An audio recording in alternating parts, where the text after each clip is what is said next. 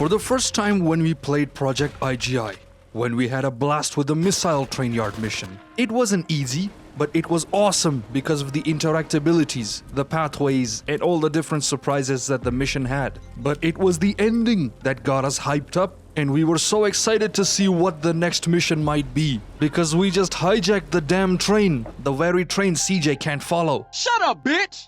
But the problem was that this isn't CJ who's chasing, it's a goddamn Sukhoi 27 Russian military jet. And it's relentless. It just destroys the track up ahead. Now we are stranded somewhere, we have a destroyed train, a fat-ass mafia boss holding his jackhammer. Wait a minute, where did you get that from? Hey, I want one too! And this is where begins the most memorable tale every kid in South Asia has to tell. And it's not a happy one. It was terrible. I don't mean to say that it's a bad mission, but it is difficult, frustrating, and blood pressure raising.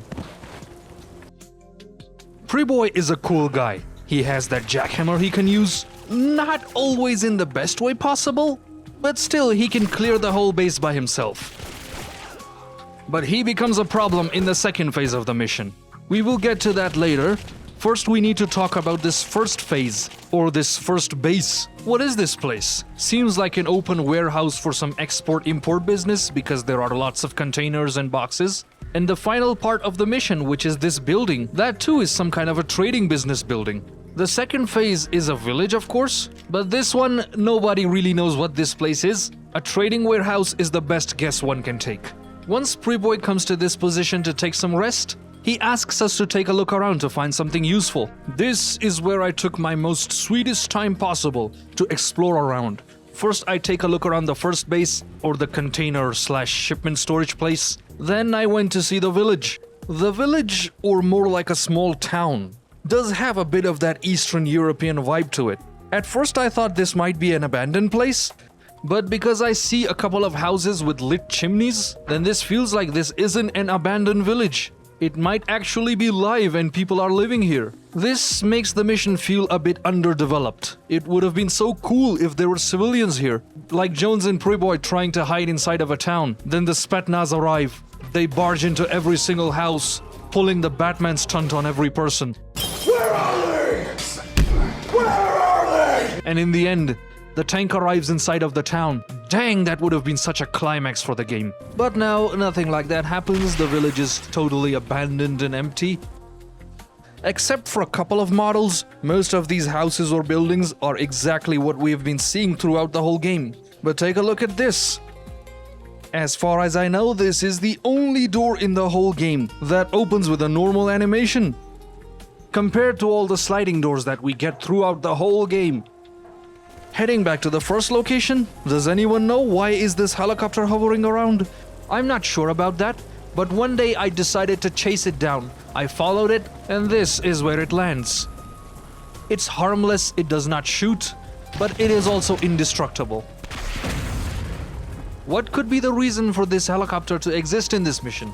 Could be to provide intelligence to the Spetsnaz that this is where they are, and that's how they find us. But let me tell you something funny. Because I am using a Neonix build 60 FPS patch, they gave me for testing, and it's not stable, it has lots of problems. But if I use the patch, that helicopter does not like that 60 FPS atmosphere. It just crashes into the ground straight away.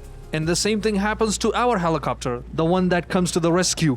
The reason why I left Priboi there to explore around, it's because I knew that if I play the next part of the mission, it's going to be really frustrating and this fat ass is gonna die on me over and over again.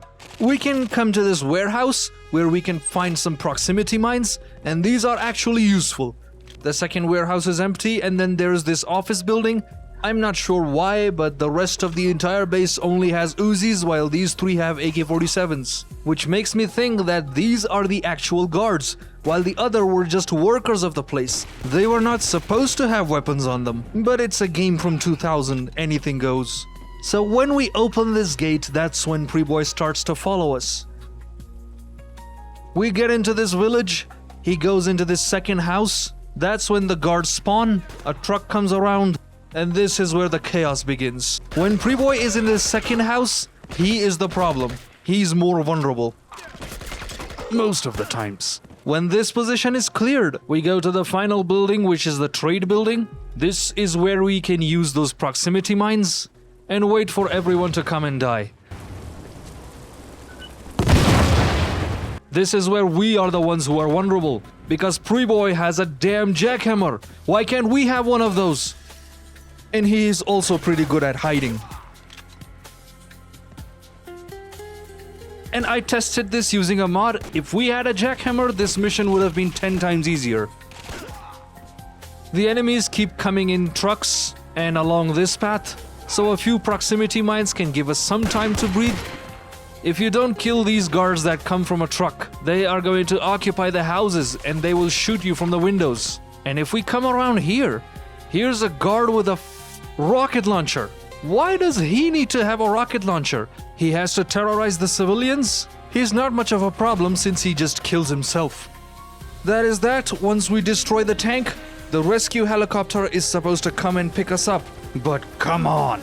This has to be the most gut-wrenching few minutes, because it takes so long to come and land. It literally has to land its feet on the ground, and then Priboi starts running to the roof and the animation starts to play. Until that helicopter lands, this becomes the most frustrating time of the entire game, not just the mission. I cannot count how many times have I died in this position. In football terms, if you have to go to the next round, all you need is to draw the match. But this feels like conceding a goal in the final minutes of stoppage time. I have become better at playing this game, so it's not much of a problem anymore. But this mission used to be terribly difficult. It might not be the most difficult mission from the series, but it definitely is the most frustrating. For some extra info, the beginning of this mission has one of the most memorable dialogues of the game. You took your time. First you kidnap me, and then you lose me. The background music of this mission, I don't think I need to talk about it because it's a repeat. It's the same music from the military airbase, and it's been repeated for the 3rd time in this game. Isn't that lazy? So instead of using that, I am using the new cross version with the I.G.I 2's airfield mission, which is made by Neo. The link is in the description if you want to take a listen to that one. But I do have a complaint that this mission could have used a better, more action-packed music, because it's much more fast-paced compared to the other missions of the game. And this was all info I had about the mission. So see you soon in the next video. Show be out and I'm going in.